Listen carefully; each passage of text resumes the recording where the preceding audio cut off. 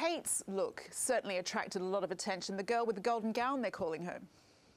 Yeah, I think actually the Daily Mail headline was "Man with the Golden Gown," which I thought was a brilliant stroke by our headline writers. And I mean, truthfully, God, she knocked it out of the ballpark, didn't she? It was brilliant, from the hair to the makeup to the jewellery. It was just so perfect for a Bond premiere. And I think we've all been desperate in these kind of long, difficult times of, you know, isolation and lockdown, haven't we, for a bit of glamour, and we certainly got that in spades this week. I also think actually the Duchess of Cornwall put on a great display in a Bruce Oldfield gown. I mean, when you're 74 and you're surrounded by Bond girls and someone that looks like Kate, it's quite difficult to hold your own, but I think she did really well. I totally agree. Now, the couple have been busy again this week, haven't they?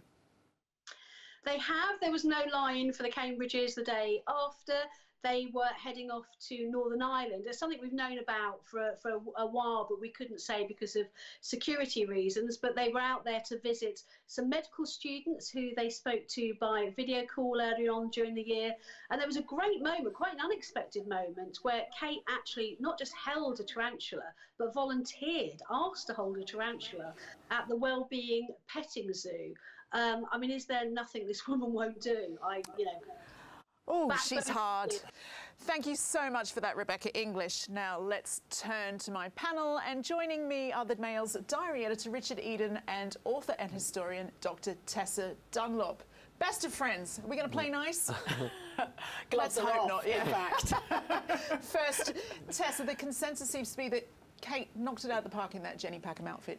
Yeah, I mean, it was a show-stopping moment, an eye-popping moment, and golden. The colour of crowns and kings. We have a queen in the waiting. And what I loved was the contrast with that golden dress and her earlier in the week in the tennis miniskirt. You know, this is a woman who's about to hit 40, has knocked out 3 kids, and she's smacking it about with Raducanu.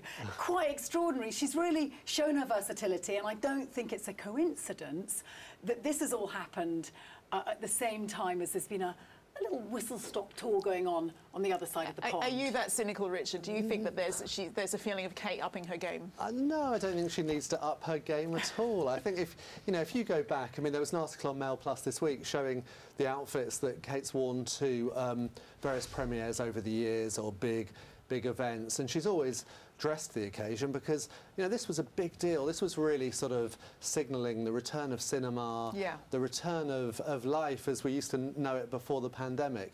And the film industry is so big for Britain now, you know, it sort of required that type of dress. So I don't think she needed to up her game at all. I mean, you know, Meghan wears what she wants to wear in New York. I know, but I think that's naive to suggest that they're operating in entirely separate spheres. One surely informs the other, and the quintessential British brand, a Bond movie, steps onto the red carpet looking absolutely second to none. And did you notice that very tender moment captured on camera between her and Charles? Charles has been cast as a bit of a pariah by Harry and Meghan. I thought the whole thing, if not deliberately choreographed, certainly had the subconscious touch of a woman who is staking her claim. She's backing the institution. That's what she's committed her life to. And it's also, I think, a play to support her husband, who's been somewhat under the cosh, because let's face it, they got on really well back in the day, Harry and William. You know, they were a team. And I think she's trying to compensate for what's missing. Maybe she was just super jazzed about wearing a really nice frock. maybe none of this crossed her mind. Oh, maybe. This is the girl, you know, who went deliberately to St Andrews to pursue William. This is a girl who's very thought through. I'm not criticising her. That's very cynical. No, this is amazing, yeah. No, I think she's thought through. I think she's a clever woman, she knows her role, and she wants to make the most of it. And actually, when you've got someone like Meghan, who's also making a big fist of it over their global power, hanging out with the UN, Kate needs to work out where her strengths lie. Well, and she did just that.